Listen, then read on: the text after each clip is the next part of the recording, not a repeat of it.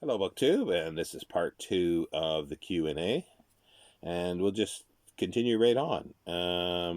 This is from Jesse Wright. Congratulations, thank you. I'm a new subscriber. Well, thank you. And question, what several science fiction books would you recommend for someone who hasn't read any science fiction? Ooh. As a lot of other people that were talking about this, I would suggest short fiction. But I'd first want to know what kind of stuff that you would like, if it's talking specifically for you. Um, I would always I think some of the big any of the biggies, basically, like Isaac Asimov. If you like robots and you like good stories, Isaac Asimov is a perfect place to start with some of his robot stories. If you like humorous ones, you can find some humorous ones. Um, and I keep talking about Clifford Simak. If you like stuff that's well written, in the sense that have a very good atmosphere, pastoral type things, his short stories are City, Waystation, or we talked about this on a live stream. Werewolf Principle by him is perfect. Goblin Reservation, all sorts of Ray Bradbury. Uh, his Martian Chronicles, or anything. Well, he's a bit uneven at times, but Martian Chronicles definitely is worth getting into. Again, I'm referring to older ones, and then as you progress, and if it's science fiction is something that you would like. Then I would say getting into a little more ones that are a little more in depth, like Dune, and Dan Simmons' Hyperion, and there's a whole slew of others. But those might be a bit daunting for someone to jump right in. But if you want to sort of jump in over your head and get into a world that's fully functional and has myriads of possibilities and stories that are on layer, then that's the place to do it. But to ease yourself in, I would say some short stories, and just look at any of the masters, like even Robert Heinlein, any of those, Jack Vance, Simak, as I say, Asimov, Frank Herbert, just any you know um, masters of science fiction would be a good place to start. I hope that's helpful. But if you do want more, just send me an email and just so let me know if this is specifically for yourself or maybe for somebody else.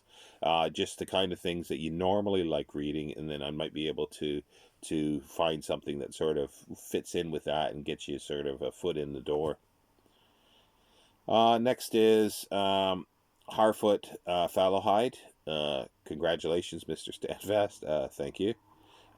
Two questions. What is the book or book series got you into reading all the time? That was it's similar to another one. Like I say,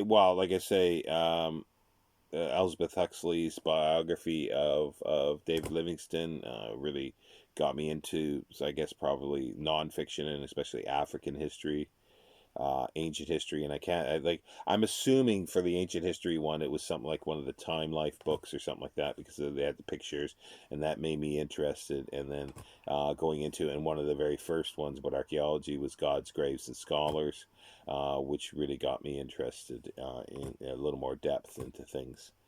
um, Book series, I suppose one of the first book series I probably read was the Edgar Rice Burroughs, either Tarzan or the Barsoom Chronicles, John Carter of Mars. But um, yeah, I'm not sure. Those would be some of the earliest ones, I would think. Question number two: what was it about the stories that just clicked with you and that made you want to read more? Well, I think it was like, well, with David Livingstone and stuff like that, I wanted to read more. because it was in the way that she wrote it too. It was very general. It's very short. I picked up in the last couple of years a really nice copy of Elspeth Huxley's David Livingstone biography, and I think it was just sort of his discovery of things, and the wonder and the, you know, exploration aspect of him finding new things and the way she was writing it, and the hardships he went through just fascinated me, and I wanted to learn more, and I wanted to learn more about the history there of the Africans, like the indigenous peoples, as well as then colonial aspects of what Europeans did in Africa, and it just fascinates me. And anytime I find something, and I've mentioned this like a few other times, anytime I learn something new, it sort of sends off endorphins in my brain, and it gives me pleasure to learn something new, and it doesn't matter what it is generally, unless it's about sports maybe or something like that. But a lot of things, I'm always happy and pleased. It gives me a rush to learn something new. And then for fiction wise, it's a sort of similar. Like it's like it gives me an atmosphere, either things that I can connect with, that I can understand, that I've had experience with, and even at the time, or things that definitely I didn't have experience with. And I was experiencing other things, and some of that was Alexander Dumas, Three Musketeers, Count of Monte Cristo, and stuff like that. These they're historical, but they're different worlds. And that's why when I was reading the autobiography of Isaac Asimov, where he says, he'd read, Three Musketeers, and he got interested in French history, and that's exactly what how I was. I'd read something fiction, and then it would lead me to nonfiction, and films do the same thing. It leads me to read other stuff. So yeah, that's what clicks. I think is learning something new. Really does, and it makes me think, and that's what clicks. Um, James Holder, congrats on 1K and anniversary. Thank you, James. What's your favorite and least favorite genre of fiction? Oh, that's that's a bit tough. Like, you asked me today, and then asked me, if you would ask me yesterday, it might have been a different one, and tomorrow I might have a different answer as well. I suppose least. I'll try with the least favorite. Is probably um to read. It's a toss up between thrillers or um in general, like pure thrillers or pure romance. It's a toss up between the two of sort of the least favorite. I know that's gonna offend a lot of people, but that's that's my answer. And most favorite, I suppose. Oh, that's genre. Um, 19th century French literature, I suppose. I don't know.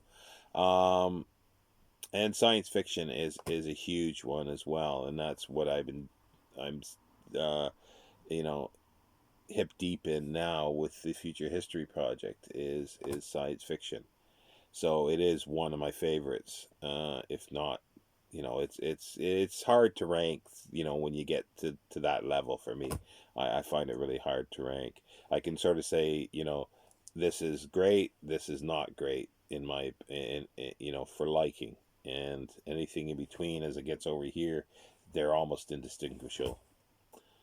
So yeah, hope that works.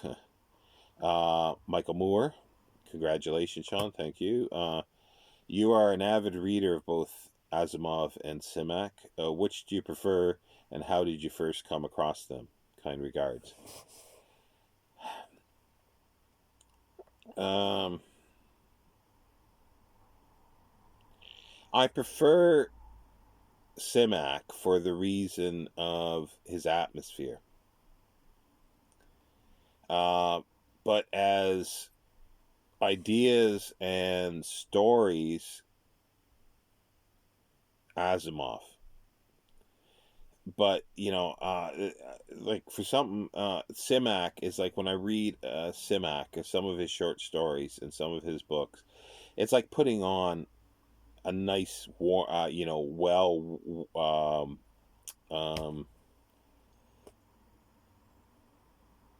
worn shoes, that fit really well, and you feel comfortable in them. And it's like that, I feel very comfortable with it, and it gives me this great atmosphere and a great feeling when I read it. And then Asimov does that to a certain extent, especially some of his short stories and some of the short story robot stories.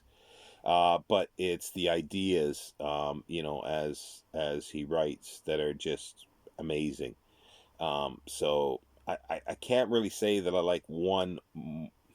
Well, I'd always say that my favorite writer is Clifford Simak for science fiction. That's my favorite. Who the better writer is for ideas is not necessarily Simak, like the best science fiction writer. I wouldn't say that. And how did I first come across them? Um, oh, I think just picking up books, picking up Foundation, like the old. I can remember their white background and reading them and just thinking, wow, and probably the first Simak was City or some of the short stories, and I think that's how I got it, and I liked what I read, so I searched out more, and I tried to read every single thing that they've written. I have not been able to do that with Isaac Asimov. I've read most of his novels, his science fiction novels, that is, but I've only read probably half, maybe a little more than half of his short stories, because he wrote over 300 short stories. So I have not read everything, and I've read most of everything that Clifford Simak wrote, science fiction wise. There are still some short stories that I haven't read because they've only been recently, you've been able to access them.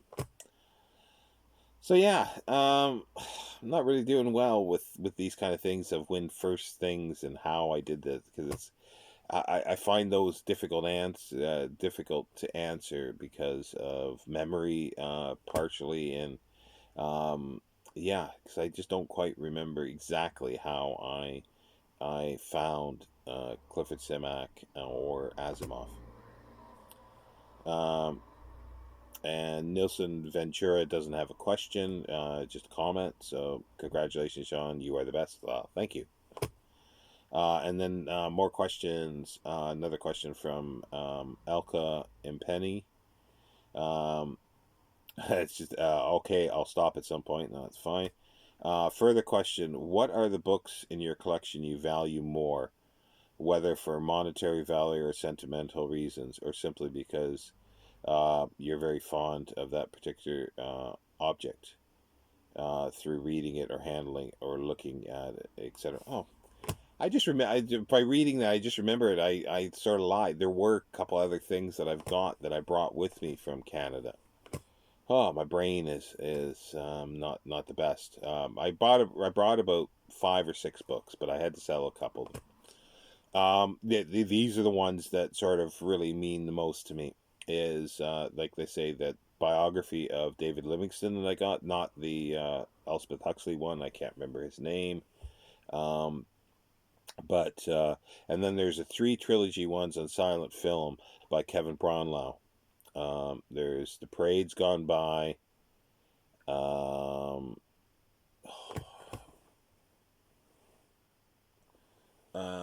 if I can see them there. Oh, I can't remember now. There's 3. There's sort of the interviews he did. They're larger books. Um, and I brought those from Canada, and I got them signed. So those four are the ones that sort of mean much to me because I met the authors and they're books that I thoroughly love and enjoy. Um, so yeah, those are the definite those. Um, Claire Shepherd asks, I hope that when you're lose long COVID, yeah, well, that's a hope I have too that it will go. You'll return to reading and posting on some of your nonfiction stuff. I was heartened by you finishing the 2 volumes of the Asimov. So my question is, do you think you will get back to nonfiction in time? Yes, and because there's lots that I want to read nonfiction wise, and I am dipping into it because the Asimov biographies or autobiographies were very easy nonfiction to read. He writes like he does his fiction, so it was like reading his fiction. It's like reading fiction. They were easy reads. I do still struggle with nonfiction, but I'm going to be digging into that occasionally with the reference material for the science fiction material in general. And I did last year. I read two of the Mike Ashley's history of or the story of the science fiction magazines, the first 2 volumes. Those were slow, but very rewarding, and so I'll be reading a little more of that kind of stuff, and I'd like to, pick up, like, maybe, get back into reading my African books here, the Zulu War and things like that. So hopefully we'll see how the year progresses, but I do hope to get back into more and reading more other things, whatever hits my fancy, and more book history. But the essays are easy enough, and I still do read some essays, short essays at times, the nonfiction material, but not very difficult stuff. Just very general. Ray Kelly just says, congratulations, Sean. Thank you. Um, the Dragon Sleeve asks, congrats on the 1,000 subscriber. Thank you. What are your thoughts on the works of H.P. Lovecraft and Lovecraft scholarship? I have not been a huge reader of H.P. Lovecraft. I've read him in the past, not all of his material. I liked it, but for some reason I just never continued on. And I know very little regarding the scholarship that's gone into it. I know there's been some really good ones, like Joshi is the big name, and you can't help but see that material. And there are things that I want to get about him. I'd like to have Joshi's biography, his 2 volumes of H.P. Lovecraft, because again, I've been now reassessing and rereading stuff that I did in my younger days, and science fiction that was one thing, and Lovecraft did write science fiction, so I do want to reappraise his work at some point, um, and read some of the scholarship around it as well. He is one of the ones, but I haven't got to that point yet. But I don't know much at all about the scholarship that's gone into it. And then we have another. Well, actually, it's the last question here, I think, isn't it? Yeah. Well, last several questions by Elka and Penny again. So yeah. So this will round out the second video. I have another question because this honestly perplexes me. You said somewhere that you don't like sci-fi because you identify it with both pulps and ray guns and rocket ships, sort of thing, whilst you do like SF and science fiction because, and so on. And then I always thought that sci-fi, with or without the hyphen, and SF were just short for science fiction without carrying any further labeling power themselves. As far as I know, SF is preferred in the UK and sci-fi in the US. I don't know how. I don't know about Canada, but both refer to the entirety of science fiction, speculative fiction genre. I myself prefer to say sci-fi, but again, I don't think of it as anything other than short for the whole thing. What is your take on this? If sci-fi is indeed historically used for pulps and SF, for more thoughtful, mature science fiction, where did you first learn or perceive the distinction? This is a very, very, I find, interesting topic, but a very involved topic, and I'll try to. It's a convoluted topic as well, and it's got to do with the historical progression of science fiction and the problem of labels and using labels that were already there. So I'll try to answer this as best as I can. Um, I don't think that I at least I hope I didn't say that I disliked sci-fi, or what I call sci-fi, the pulps and stuff like that. I do enjoy that, but I see a difference for it, and the reason for that is, and I'll explain here. Science fiction as a term only came into the world basically. It was back in the late 1700s, but it was never really used, and it wasn't really used until the late 1920s when Hugo Gernsback coined the term. He actually originally coined a term, scientification, which is hard to say to begin with. And he started Amazing Stories in 1926, but he was already calling it that before. He had his view of what science fiction was. But he was pushed out of Amazing Stories, and he started some other ones, Thrilling Wonder and Science Wonder Stories. And so he coined the new term science fiction. That took on.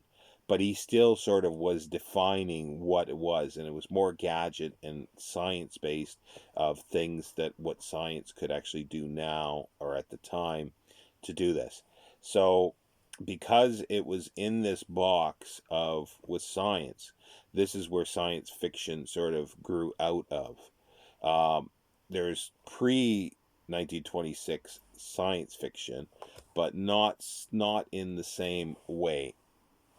It's sort of retrofitting it for it, because there was really no term. There was like scientific romances, so there was labels put to it. But it wasn't until late 20s and then into 30s and so forth we had science fiction as a genre or as a specific thing, and then there were people like he started what it was going to be, and then it started getting away from things. They went into sort of superhuman type characters, and super science things of traveling to other galaxies, or traveling faster than the speed of light in this galaxy. Doc Smith was one of them. Edmund Hamilton were some of these biggies of the time, and I love that stuff. It's really great. But the a lot of that stuff, the space opera, then it's called sort of space opera, that material, and a lot of it didn't have depth of character. It's very superficial. It was just, whiz bang, shoot 'em up, women in distress, damsels in distress, and the hero has to do this to save his girlfriend and things like that. And that was the basis of this, and it became popular, and it worked with a lot of people, but then it didn't work with some who were trying to do something a little different. But also at the same time, there was the superhuman ones, like you've got Doc Savage, you've got the Shadow, and then Superman sort of came out of all this, and they sort of went off into comics, but it still has the science fiction foundation to it. I'm being very general here as well. And then comes along in 1938-39, John J. McCampbell, who wanted to put more meat on the science fiction. He wanted to get rid of that super science kind of stuff and the space opera so much, but he wanted a little more depth to it. Okay, now So we've got these things going on at the same time. So they sort of started out somewhere, but then they started moving away. You still had the super science stuff, the space opera stuff.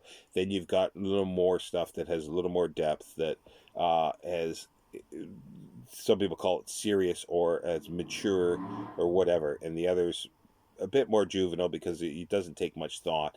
There's not much thought in it, in the sense of, it doesn't ask really big questions. It's just fun. It's just fun, and that's it. The other stuff asked questions, posed possibilities to the questions, and was a little more. There was more depth to it, in a sense. And then where we get sci-fi from is from the late, for the mid 50s, Forrest Ackerman, who was one of the early fans of science fiction, and also a collector, but a agent as well, and he published magazines. Uh, but he termed sci-fi from the popular hi-fi at the time. And then so it did become popular. It became popular as a saying, and then at the same time in the 50s and 60s, as we go on, there became sort of historians of and people looking into the origins of science fiction, and they noticed that there was this difference between, again, this is general terms here, notice the difference between the space opera stuff and the more serious stuff that John W. Campbell was doing in the golden age.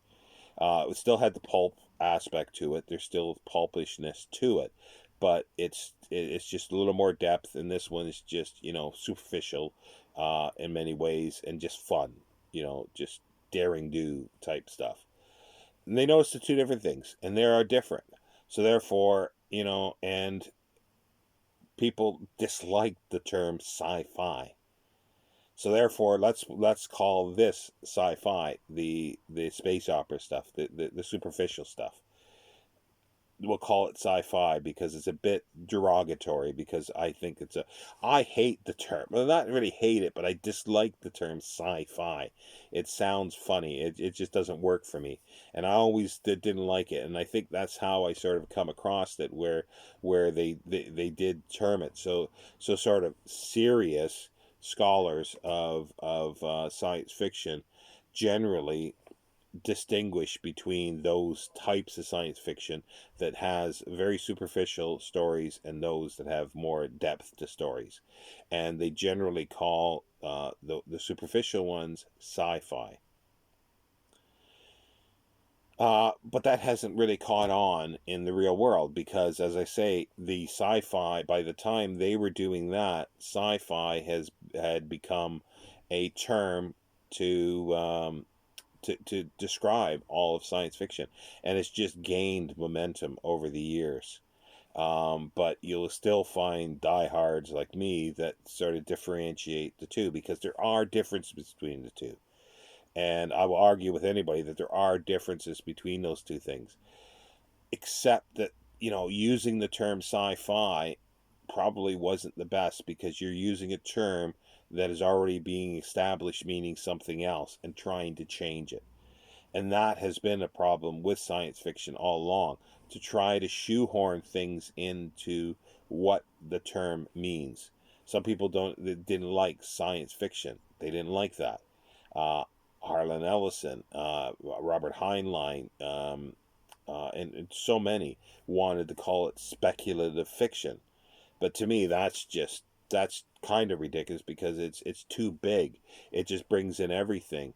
It brings in stuff like supernatural horror, which is not the same as science fiction. They are different things. They are maybe all fantastical literature, but they are separate things below that. So, but again, it's always the trouble with people that have not created these terms so much, but they've reused terms that they should have not maybe reused, because then that creates confusion. And it's not an easy thing, because people, I think, misdiagnose or misterm things, who think that tropes are separate genres. Tropes are, that's more of a newer thing as well, which is fine because tropes can go into any genre, but they are aspects of a certain genre. They are not specifically a genre of their own. Um, they're just popular categories of that genre. So that gets a little dicey there as well. And I think a lot of it has to do with people hearing terms as well and not knowing what the term maybe means, and they appropriate it for something else. They use it for as the general thing is, but meanwhile over here something else is going on that they don't know about, and popularity trumps outweighs the things that are going over here most times. So that is a problem. Anyway, I'm back up to 30 minutes, and I've spent all the time on this, but it's a subject that is interesting to me, and it's interesting to how people view things, and how they term things, because um, there's many that think, you just call it fiction or whatever, and it just happens to be this, because there's labels, because you can go crazy with labels. You can go crazy by subdividing the labels, and that's where people, I think, going crazy with tropes, calling those separate genres of science fiction. I don't think they are. They're just tropes. They are categories within science fiction that there's enough stories of that thing, to do it, like aliens, time travel, and things like that. There's enough stories, and then even within those, there's going to be different types of time travel stories. There's going to be different types of alien stories, robot stories. There's different types. They're not different genres. But yeah, so yeah, it's a complicated thing. I hope that sort of helps a little bit, with understanding of how I use it, and how a minority, I suppose, now uses it. And it's terms that have been taken from something else that may not have, and then it's been taken back to mean something else. It's a mess, and you'll never ever get, you put 10 science fiction fans in a room to discuss what science fiction is, and you'll get 15 definitions of science fiction. That's how it is, because science fiction is probably not a great term for it, but we are stuck with it, and it was done. And to me, the name's in the title. It has to have something to do with science, but it has to be a certain type of science. But that's another discussion. Anyway, thank you everybody for watching my videos, for subscribing, for asking questions, for making comments. This has been very, very helpful for me as I've been going through these health issues for the last year, and I really appreciate it. And so everybody take care, and I'll see you the next 1,000.